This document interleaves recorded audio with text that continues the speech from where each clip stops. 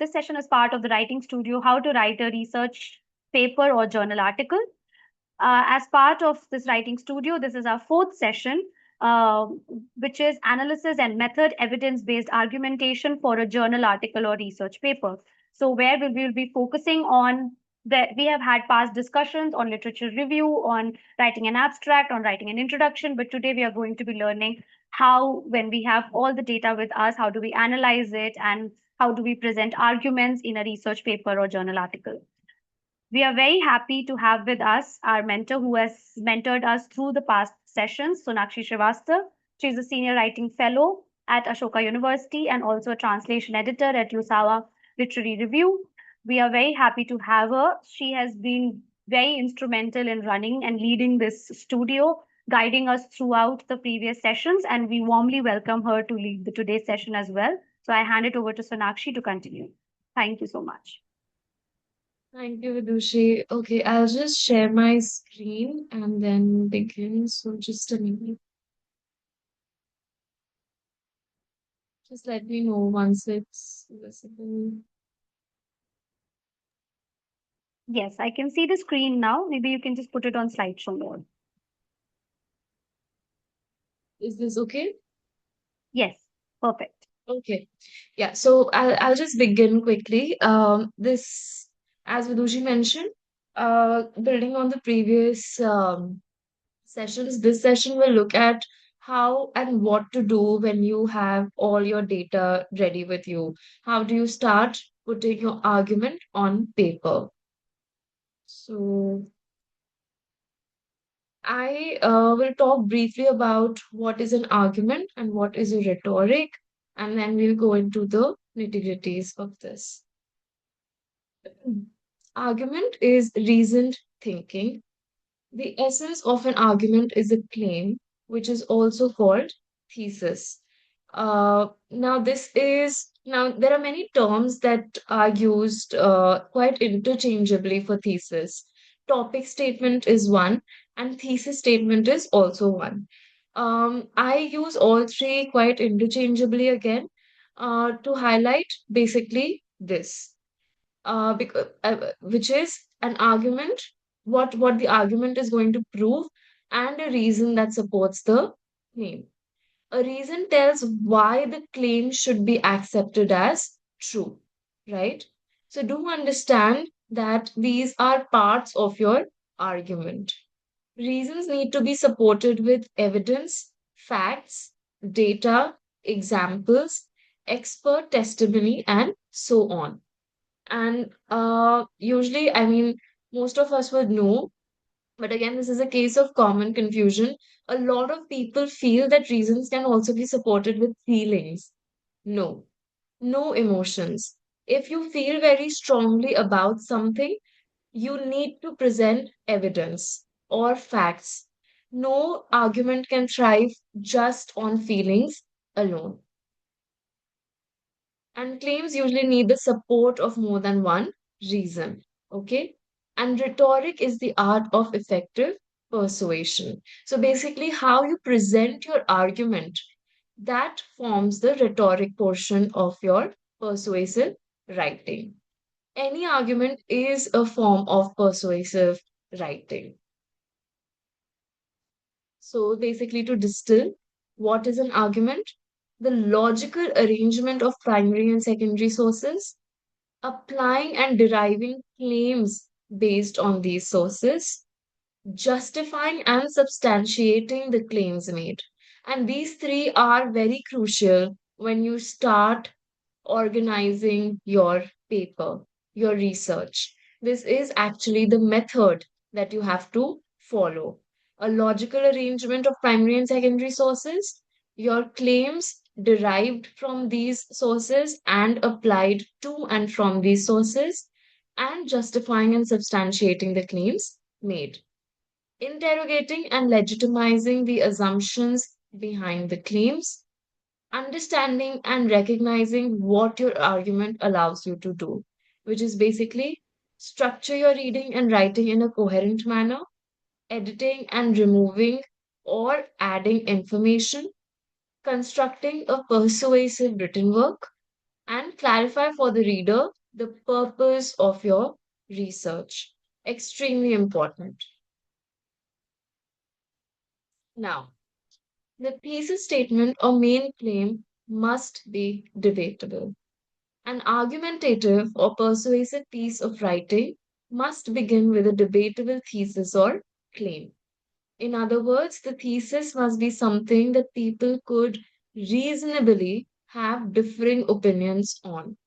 If your thesis is something that is generally agreed upon or accepted as fact, there is no reason to try to persuade people. So, of course, your thesis statement cannot be that in this study, I will prove that the earth revolves around the sun. That's proven, that's a fact, right? So you can't have that as your thesis statement. That's already there. It exists. People generally agree upon this. It's a fact.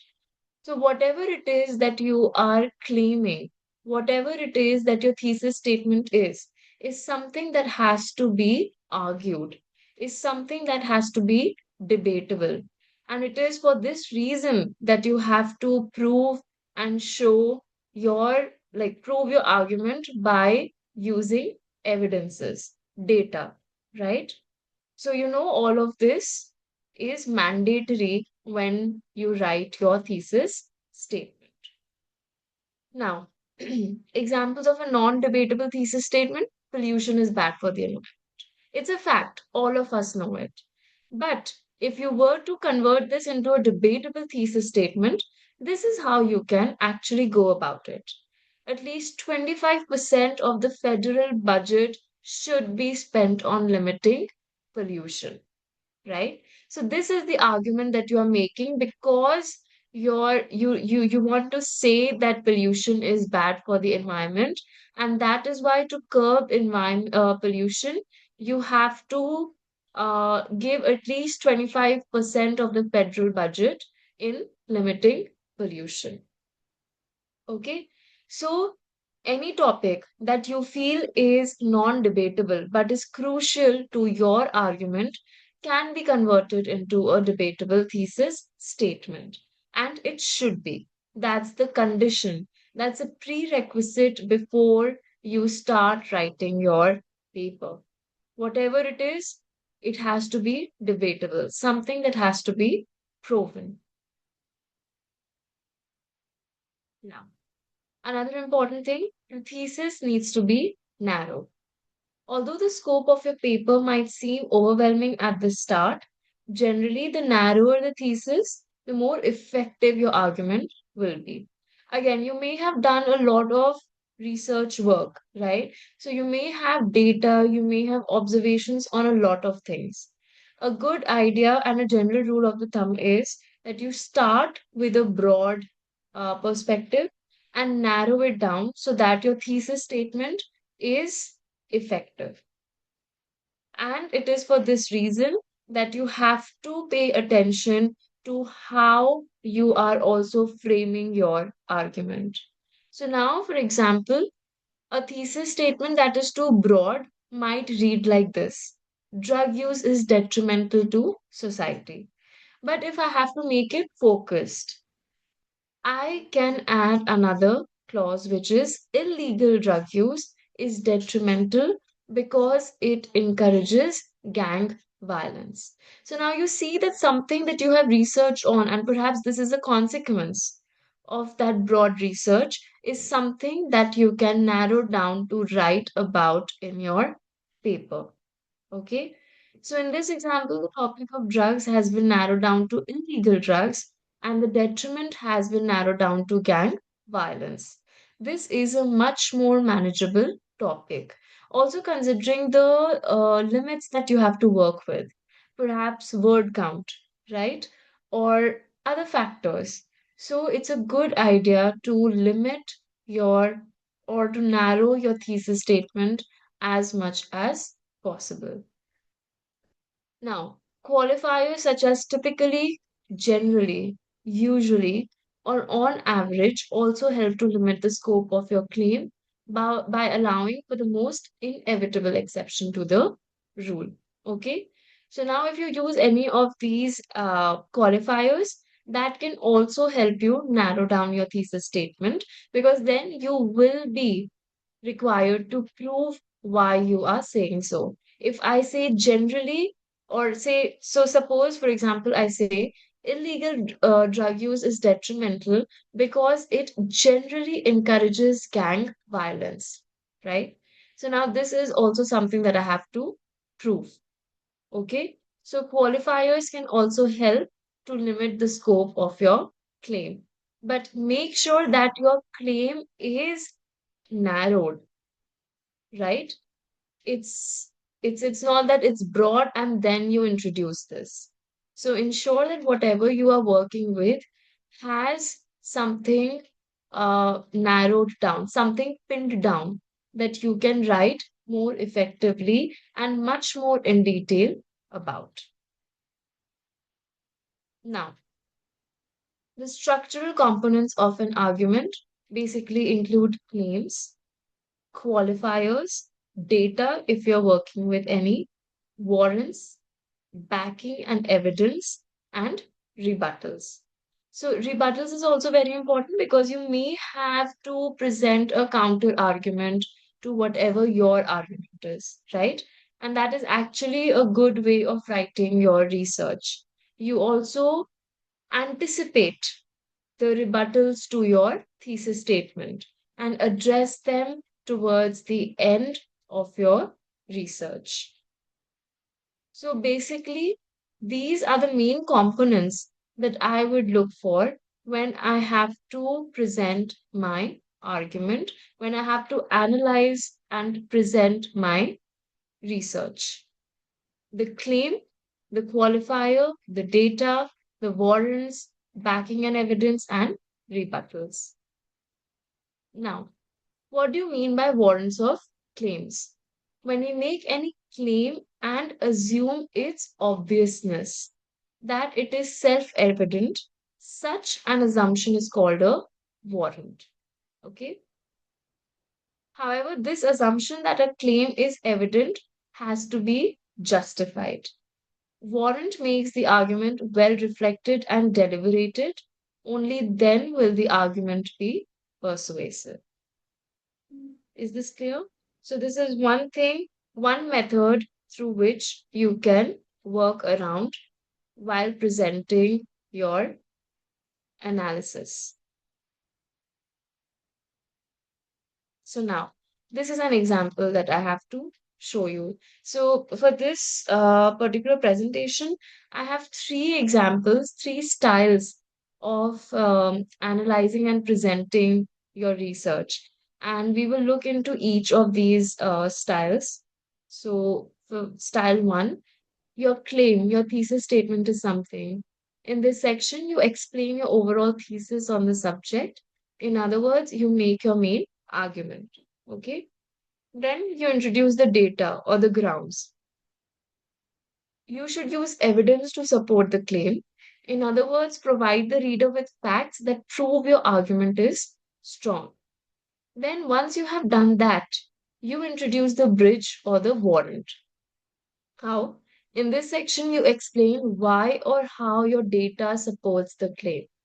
As a result, the underlying assumption that you have built your argument on is grounded in reason. Then you have backing or foundation. Here you provide any additional logic or reasoning that may be necessary to support the warrant. Then you have the counterclaim. You should anticipate a counterclaim that negates the main points in your argument. Don't avoid arguments that oppose your own. Instead, become familiar with the opposing perspective.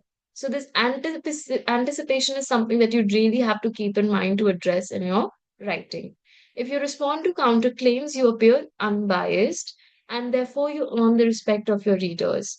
You may even want to include several counterclaims to show that you have thoroughly researched the topic, right? So, this also makes your claim very foolproof because you anticipated that, okay, this could possibly be a counter, this could possibly be a counter. Here is my reasoning to counter this counter. Okay. And finally, you have the rebuttal. In this section, you incorporate your own evidence that disagrees with the counterclaim. It is essential to include a thorough warrant or bridge to strengthen your essay's argument. If you present data to your audience without explaining how it supports your thesis, your readers may not make a connection between the two, or they may draw different conclusions. Okay, so we'll stay with this for a minute and then I'll show you the example that works with this style. Okay, so just quickly have a look in a minute again, and then I'll move to the next slide.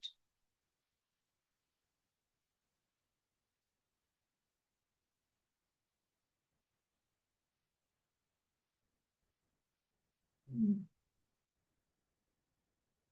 Okay, so this is the example that adheres to style one.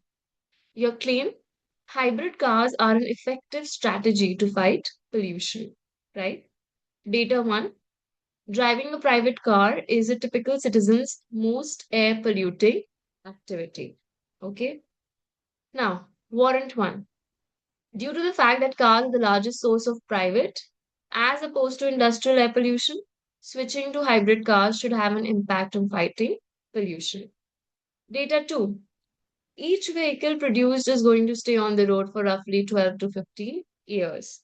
Now, warrant 2: cars generally have a long lifespan, meaning that the decision to switch to a hybrid car will make a long term impact on pollution levels.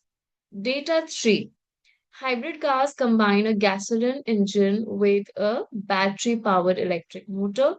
And your warrant three is the combination of these technologies produce less pollution, right? Now you introduce the counterclaim.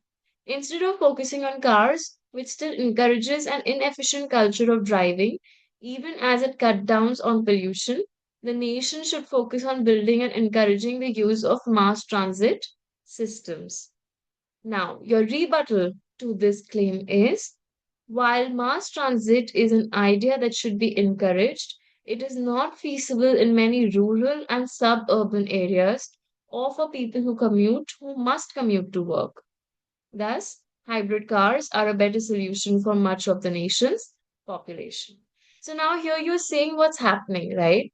There is data and there is also warrant for each data. And this is something that is assumed to be common knowledge, this warrant, and how it is tying to that data. Okay. So this is how you can work around when you have your um, research with you. This is one method through which you can put together your analysis. It can follow a claim data warrant, counterclaim rebuttal skeleton.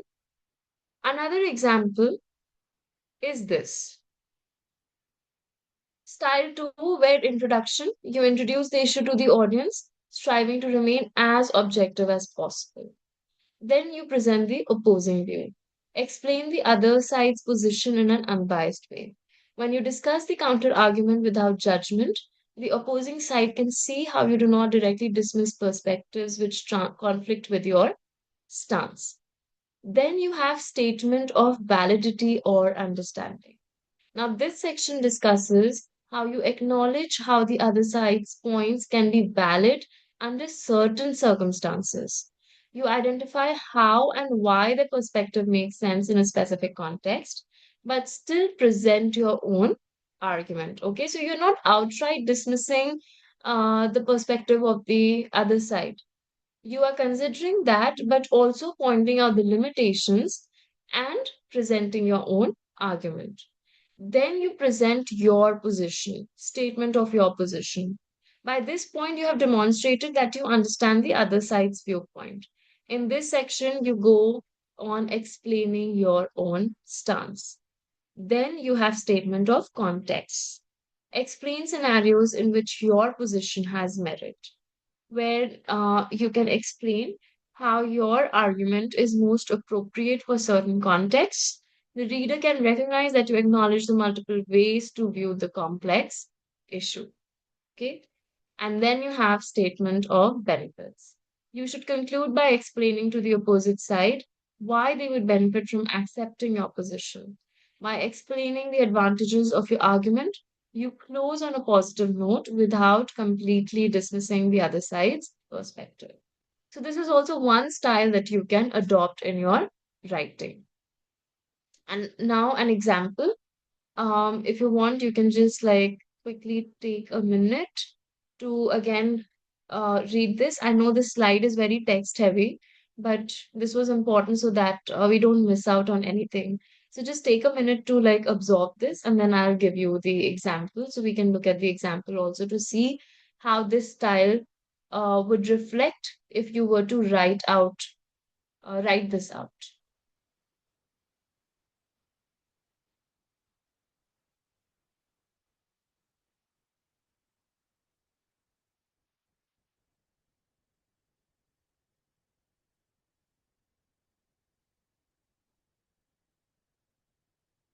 Okay, I'm moving to the example now. The example is, so here is how you introduce the topic in an unbiased way. The issue of whether children should wear school uniforms is subject to some debate. Okay. Now you've presented the topic in an unbiased way. So you're not yet taking any side. You present the opposing view first. Some parents think that requiring children to wear uniforms is best. Then you have statement of validity, understanding. Those parents who support uniforms argue that when all students wear the same uniform, the students can develop a unified sense of school pride and inclusiveness. Then you present your position.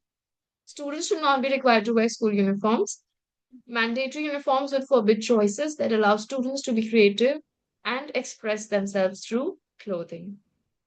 Now, statement of context. However, even if uniforms might hypothetically promote inclusivity, in most real life contexts, administrators can use uniform policies to enforce conformity. Students should have the option to explore their identity through clothing without the fear of being ostracized. So now you see here you have considered the opposing view and presented it, right? Why this is not suitable by also presenting your argument.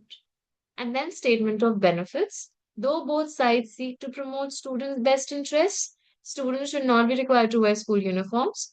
By giving students freedom over their choice, students can explore their self identity by choosing how to represent or how to present themselves to their peers, right? So, this is one way through which you can um, present your argument, your analysis. Now we come to style three, which is the last example that I will show you in terms of the presentation of argument. You have introduction, where you introduce the issue and explain its significance. You should also establish your credibility and the topic's legitimacy. Then you have statement of background, where you present vital contextual or historical information to the audience to further their understanding of the issue. Okay. By doing so, you provide the reader with a working knowledge about the topic independent of your own stance. So, this is some context that you are giving to your research. Then you begin with the proposition. After you provide the reader with contextual knowledge, you're ready to state your claims which relate to the information you've previously stated. This section outlines your major points for the reader. Then you have the proof. You should explain your reasons and evidence to the reader. Be sure to thoroughly justify your reasons. In this section, if necessary, you can provide supplementary evidence and subpoints. Then you have refutation. In this section, you address anticipated counterarguments that disagree with your thesis.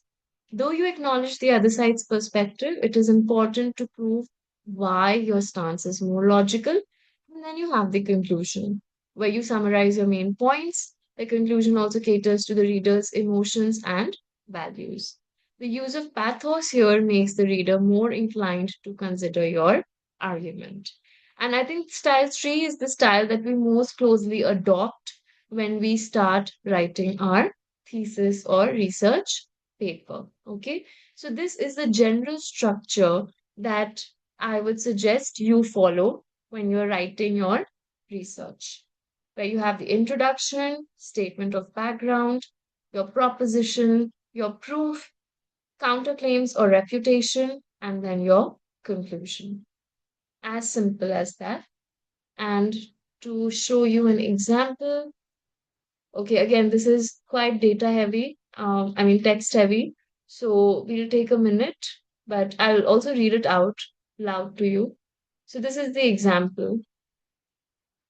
Millions of workers, this is the introduction. Millions of workers are paid a set um, hourly wage nationwide. The federal minimum wage is standardized to protect workers from being paid too little.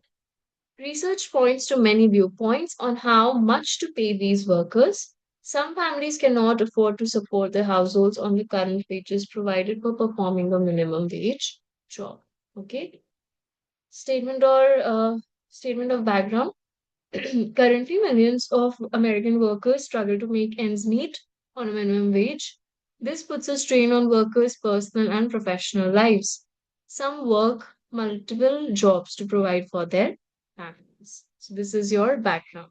Now, your proposition, what is it that you're going to argue, or what is it that you're going to propose? The current federal minimum wage should be increased to better accommodate millions of overworked Americans. By raising the minimum wage, workers can spend more time cultivating their livelihoods. Then, what is the proof? Then you have something which is documented also. According to the United States Department of Labor, 80.4 million Americans work for an hourly wage, but nearly 1.3 million receive wages less than the federal minimum. The pay raise will alleviate the stress of these workers. Their lives will benefit from this raise because it affects multiple areas of their lives. Refutation. There's some evidence that raising the federal wage might increase the cost of living. However, other evidence contradicts this or suggests that the increase would not be great. Additionally, worries about a cost of living increase must be balanced with the benefits of providing necessary funds to millions of hardworking Americans. And then your conclusion, if the federal minimum wage was raised, many workers could alleviate some of their financial burdens. As a result, their emotional well being would improve overall. Though some argue that the cost of living could increase, the benefits outweigh the potential drawbacks. Okay. So again, this is consider this as just an example, especially in terms of also the structure. Of course, you'll have to cite, and of course, here where I have written, however, other evidence contradicts this or suggests, you have to tell me what evidence.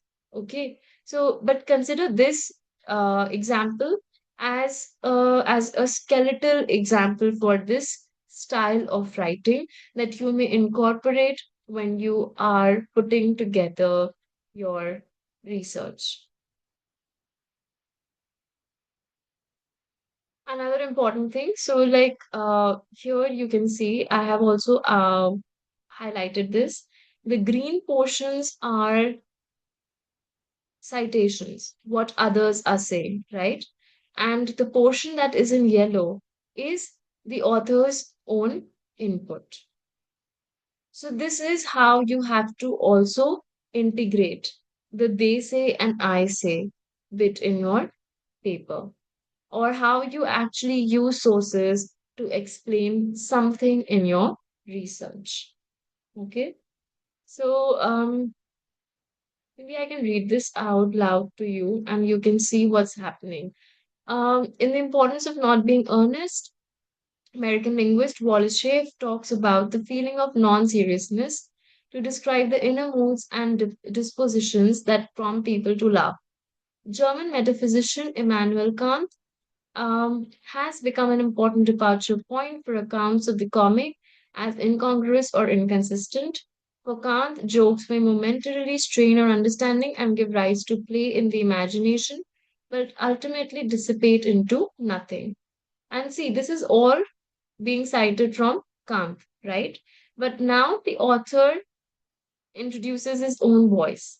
Audiences should have no personal interest or investment in the outcome of an incongruous joke, and gratification is derived purely from the play of expectation, deception, revelation, timing, and so on, right? So now you can see the author's own intervention amidst all these citations and quotes. Incongruous humor. thereby results from the skilled exercise of specific comic techniques. See Vandelay 2002. Jokes can be likened to works of art to the extent that we are content with contemplating them and with the enjoyment of the idea, right? So, this is how you can use sources to also explain something and also maintain a balance between quoting others and your using your own voice in your writing.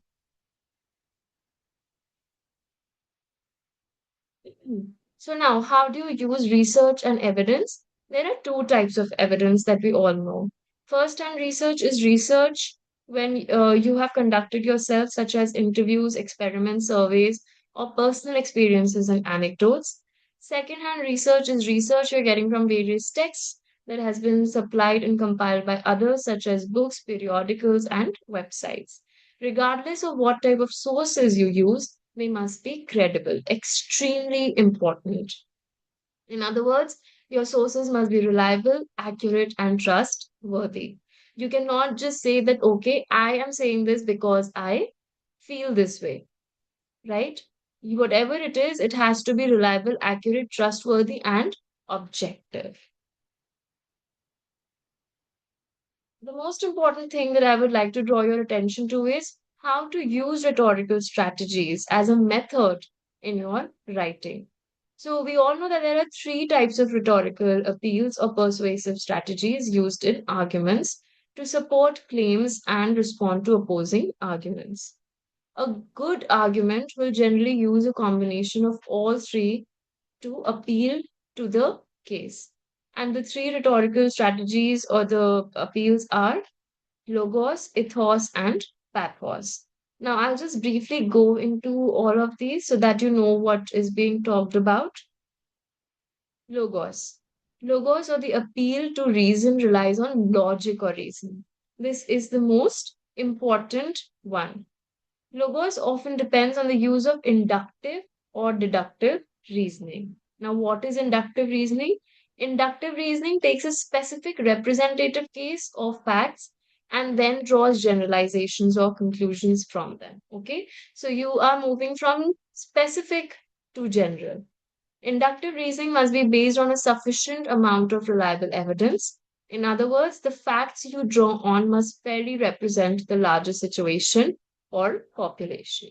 Okay, so for example, fair trade agreements have raised the quality of life for coffee producers. So, fair trade agreements could be used to help other farmers as well. What is happening in this example? The specific case of fair trade agreements with coffee producers is being used as the starting point for the claim. Because these agreements have worked, the author concludes that it could work for other farmers as well, right? Now, what is deductive reasoning? Deductive reasoning begins with a generalization and then applies it to a specific case. Okay, so you're moving from general to specific. The generalization you start with must have been based on a sufficient amount of reliable evidence. For example, genetically modified seeds have caused poverty, hunger, and a decline in biodiversity. They have been introduced. So there is no reason the same thing will not occur when genetically modified corn seeds are introduced in Mexico. In this example, the author starts with a large claim that genetically modified seeds have been problematic everywhere, and from this draws the more localized or specific conclusion that Mexico will be affected in the same way. Okay, so this is logos, and these form the part of logos, inductive reasoning and deductive reasoning, something that you are already familiar with, but now this is how you incorporate it in your research. Another interesting bit is the abductive argument, which is a part of the logos, I would argue. This talks about the discovery or novelty in research. Perhaps this is you who's making a claim for a new definition or restatement of a fact, right? So, which is mostly deriving from a hypothetical guess, right? That's guesswork, but you also have to prove that guesswork in your research. That is what your research is about. So, this is the flow, this is the structure that you would follow in writing your research. A guess that starts from a single observation. This observation is used to generate a new rule or theory. Then you have to justify this new rule or theory, then the restatement of other observations based on this theory, and then the substantiation of how we now understand other observations after the new rule. Okay, so these are the five important steps that have to keep in mind when you are making a claim for a new definition or restatement of a fact. You start from that single observation that got you started, then how that observation could be used to generate a new rule or theory. Then you have to justify that new rule or theory, then restatement of the other observations based on this theory, and then substantiation of how you can understand other observations after the new rule. Okay, so this is another way through which you can introduce and write about your new perspective or your claim, which is seeking a new definition. Ethos. Ethos or the ethical appeal is based on the character, credibility, or reliability of the writer. There are many ways to establish good character and credibility as an author. Use only credible, reliable sources to build your argument and cite those sources properly. Very important. Respect the reader by stating the opposing position accurately. Establish common ground with your audience. Most of the time, this can be done by acknowledging values and beliefs shared by those on both sides of the argument. If appropriate for the assignment, disclose why you are interested in this topic or what personal experiences you have had with this topic. Organize your argument in a logical, easy to follow manner. You can use a simple pattern such as chronological order, most general to most detailed example, earliest to most recent example. You then proofread the argument. Too many careless grammar mistakes cast out on your character as a writer. Okay, so again, these things that you must keep in mind when you start out or when you start positioning your research. Okay, so these are some of the methods through which you can also establish your credibility as a researcher. And then we have pathos. Pathos, as the name suggests, is something that appeals, that has emotional appeal. Okay, it appeals to an audience's needs, values, and emotional sensibilities. So, argument emphasizes reason, but used properly, there is often a place for emotion as well. Emotional appeals can use sources such as interviews and individual stories to paint a more legitimate and moving picture of reality or illuminate the truth. For example, telling the story of a single child who has been abused may make for a more persuasive argument than simply the number of children abused each year because it would give a human face to the numbers. Okay? Now, another important thing, because this is something that I have been saying throughout this presentation, is use an emotional appeal only if it truly supports the claim you are making, not as a way to distract from real issues of debate. An argument should never use emotion to misrepresent the topic or frighten people. Okay? So, this is also something that you have to keep in mind. That is where I will stop right now and start taking questions.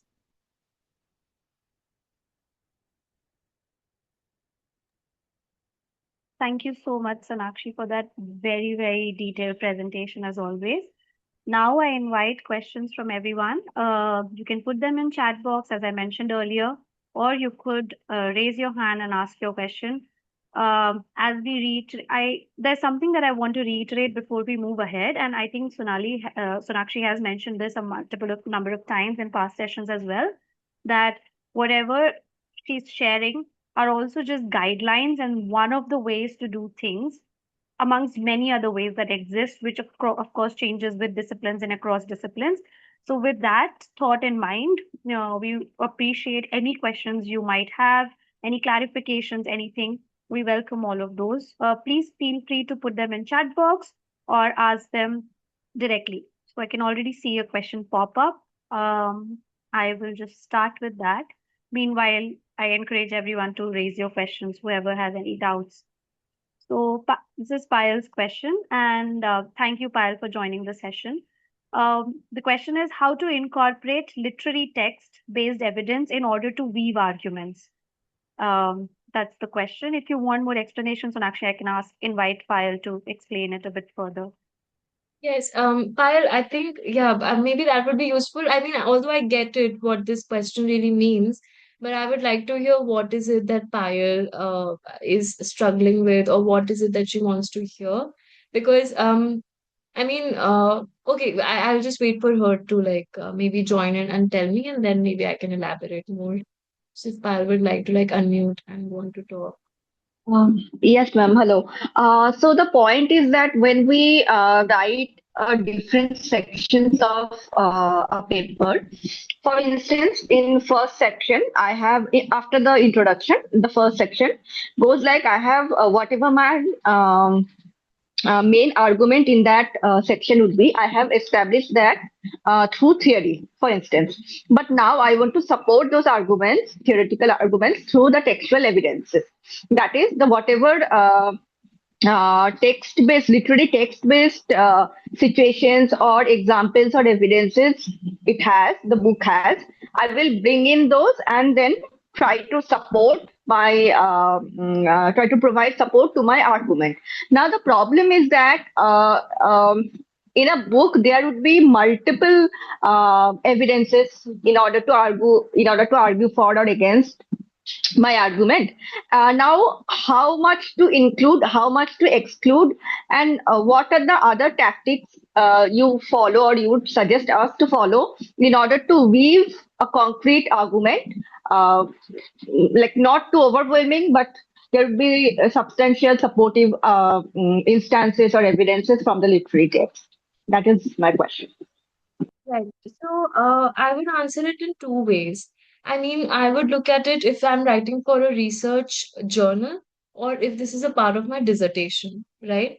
If it is a part of my dissertation, which is basically a chapter, I would be okay with incorporating a lot of examples that would prove my argument, that would be used as evidence to my argument that I'm making. Okay. But if I were to write for a research journal, which is basically this is just a research article that I'm writing, I would pick the most concrete ones and the most immediate ones. I think that should be a general rule of the thumb for anyone.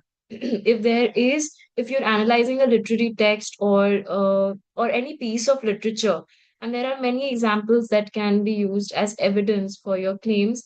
I would say start with the strongest first, right? Um, this could be maybe strong with this, like start with the strongest in the sense where there can be a keyword or a key idea, Abhinandan right? भैया So this could, uh, I'm okay, I sorry. think Payal. I think somebody's, I just mute them. So they don't. Yes. Yeah, I go ahead, Sonakshi. So Yeah. sorry for that. So, yeah, so maybe you can use that keyword if it exists in a quotation or something. That would be your first concrete example, right? Or anything that speaks immediately to to the argument that you're presenting. That is how I would suggest you go about it.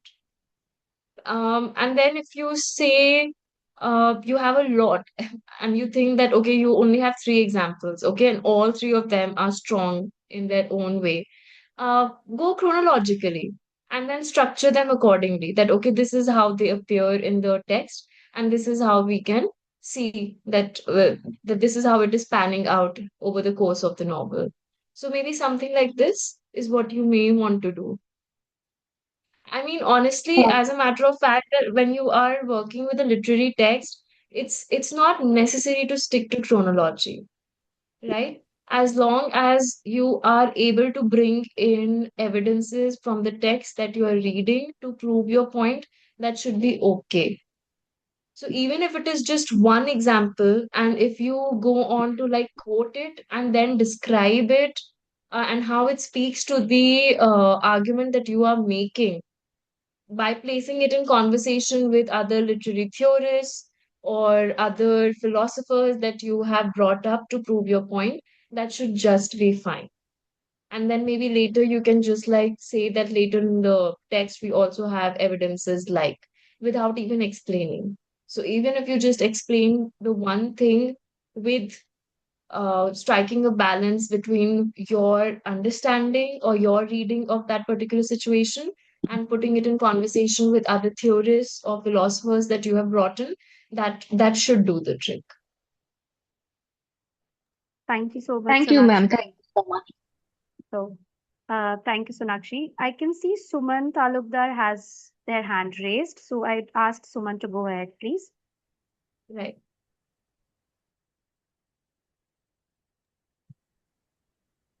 Uh, Um, Hi, Suman, your hand was raised. I'm not sure if you want to ask a question. Please go ahead. Okay, I think there's some issue. Probably, I don't know, maybe it was mistaken. Anybody else who has any question, please go ahead and ask your question if you have any questions. Also, maybe I can just add. I don't know if I mean I can reshare, but I think Vidushi must have shared the resources. So one of the, and this is for anyone who's like from literature, literary studies.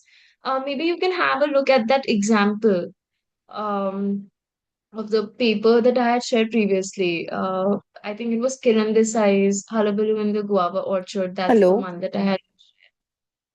So I if think you, someone has joined. Suman has joined. So, Suman, we'll just let Sonakshi finish this thought and then you can ask your question. Sure, thank you. Yeah, so maybe, Payal, you can also have a look at that paper and see how the argument is being presented and how evidence from the text is being used to prove that argument. So if you just look at that paper, it will give you a sense on how to weave or what your question basically asks, that how do you incorporate uh, this thing in your research writing. Okay, so that is something that you can perhaps do. Yes, thank you so much, Sonakshi. And I think we have shared the paper, but we can always reshare it after this session. Yeah. So I'll just invite Suman to ask their question. Please go ahead, Suman. Hello. First of all, I would like to thank the initiative and especially Sonakshi. It was very enlightening, and I've been a part of both her sessions. And I've realized that there are many things that we as researchers do miss out while we are writing and reading. And this was a wonderful experience. Yeah, coming back to, I'm a PhD student who is working on conflict and narrative research. So as we are, and I'm also working very closely with conflict victims, right? Especially in the Northeast. So my question to Sonakshi is, I want to incorporate a thematic way of writing it and incorporate the narratives that I have collected on the field.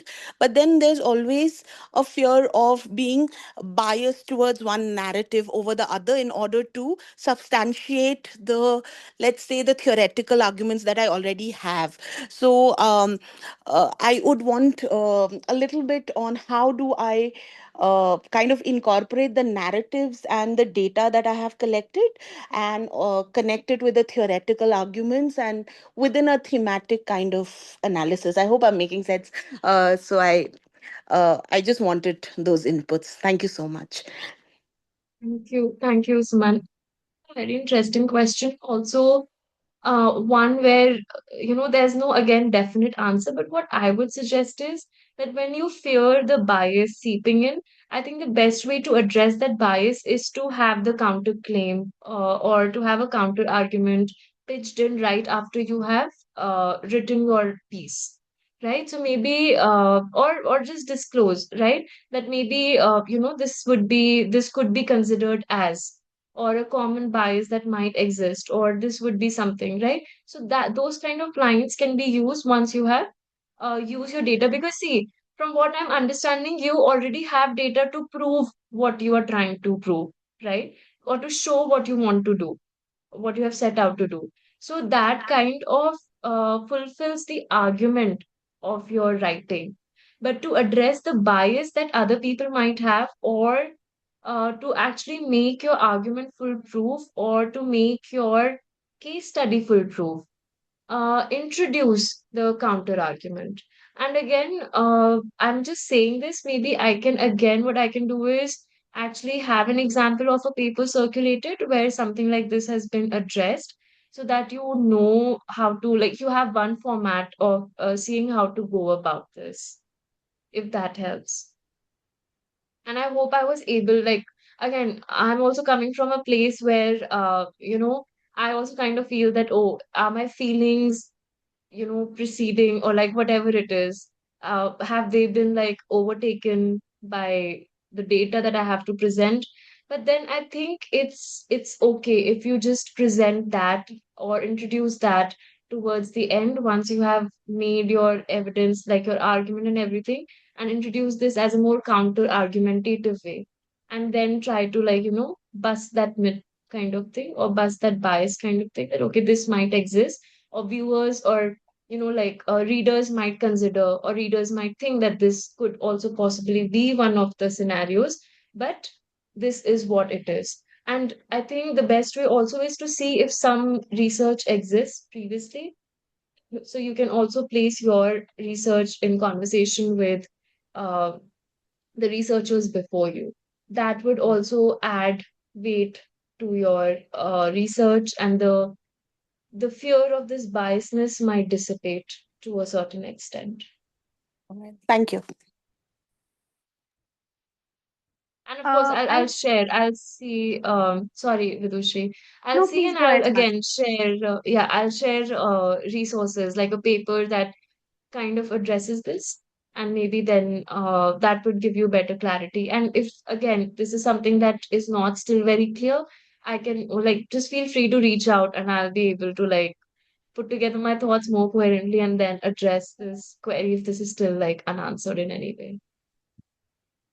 To just add to Sonakshi's point, I was at a workshop and this was something that was shared by a professor through their experiences of writing and engaging with data in general. It may speak to you, which was about how to arrive at an argument. And it was Professor Himanshu Burte, who works with IIT Bombay. And he presented this theme where he said that first look at your data and draw empirical conclusions from it. So you have empirical conclusion one, empirical conclusion two, empirical conclusion three. So if you're working on a field data, if it's a textual evidence, take everything which is your starting point and from that draw empirical conclusions. So you know that you haven't missed out anything. And from those sets of empirical conclusions, say one, two, three, four, you draw in bigger conclusions by combining chunks together. So you have like a super empirical conclusion in some sense. Then, taking that empirical conclusion, he then said that engage with the literature once again. Because you had initially started reading the literature thinking about your project. Now you have visited the field, whatever ways in which you have engaged with the field, and then you revisit the literature. And then you see that how literatures may speak or may not speak to you. And through that churning, then comes out the argument is what you arrive at. I can always share, like, he had like a document made, and it was a very interesting document where he said once you engage with the literature, you know you have a lot of secondary arguments in the literature, and you make those secondary arguments speak with your empirical conclusions, and then you come and arrive at your core arguments that you're making in the paper. So I can share that again along with all the resources that Sonakshi has shared.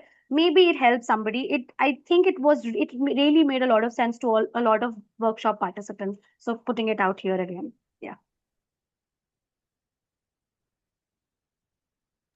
So let's go to the next question. This is by Navendu Joshi. He's asked, could you provide examples or an idea on how we can incorporate ethos and pathos in writing a research paper? Okay. And a good question. Maybe examples would help better. But in my experience, I would say that ethos and pathos has worked really well when I have to write for public facing, like it is, if it is public facing scholarship, in the sense blogs, not so much so in terms of like research writing in terms of dissertation and research articles for journals.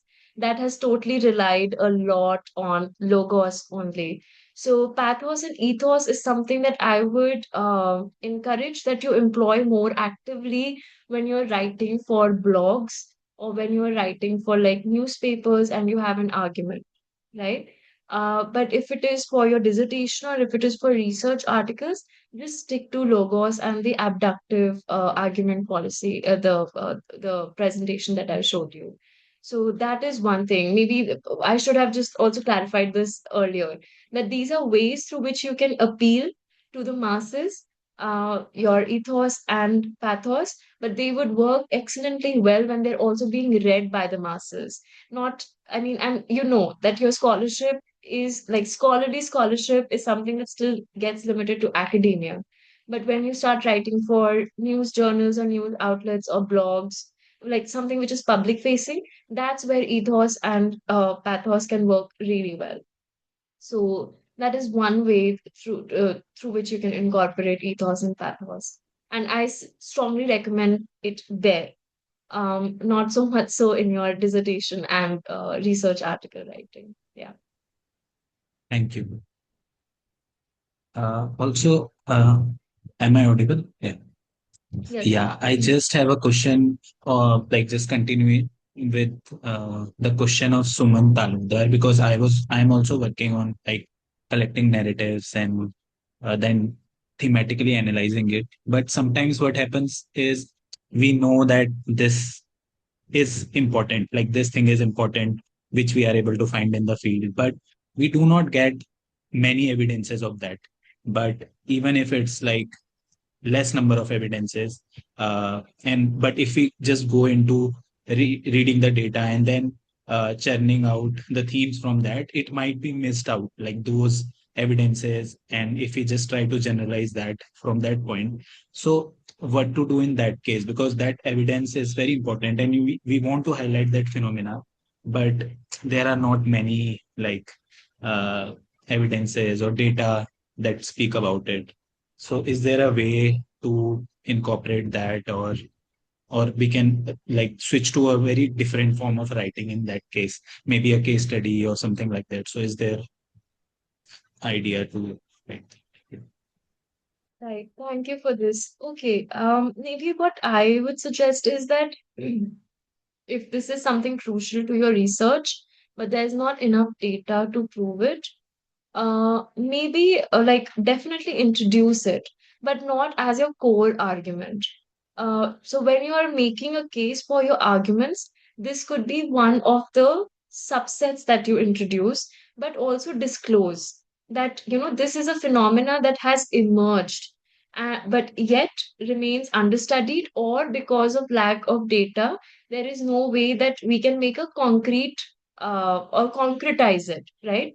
But this is something that you may want to observe over time, or whatever it is you think are factors influencing this. Okay. So if you think that maybe the government policy is influencing this, maybe you can say that, you know, after 5 years, or let's revisit this case or this thing after 2 years or 1 years, to have a more concrete number, or the or understand the impact. Are you understanding?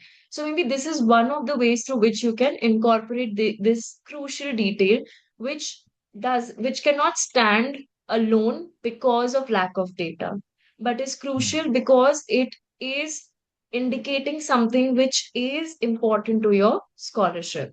So you can write about this and also tell us about the limitations. That what is it that has limited you from actually making a broader claim about this, and why this is important to be studied, and how this can be studied in the coming, like what do you think, or how do you think this can be studied in the coming years or months or whatever it is, so you don't miss out on this.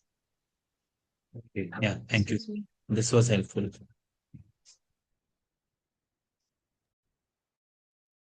Anyone has any more questions to ask, please feel free to raise them. Um, Meanwhile, as you all know, this session will be uploaded on YouTube, as were the previous recordings as well. So for those who have just mentioned that they missed out on past sessions, there are recordings available, and please feel free to view the recordings there. Okay, there's another question, which is Sovik has asked, can you prescribe any crucial book related to this subject? That is where we can learn from basic to advanced level. I think on this. Right. Yeah, I think academic writing, I can share resources and names of books. Maybe that would be, yeah. And I think Sonakshi very kindly shared one before as well. So it may be possible that Sovik was not in the mailing list before. So we'll also reshare that book, but as well as whatever new ones that she's sharing, we'll circulate them as well. So, and if there are no pertinent questions anymore, I would like to thank Sonakshi for such an informative and very engaging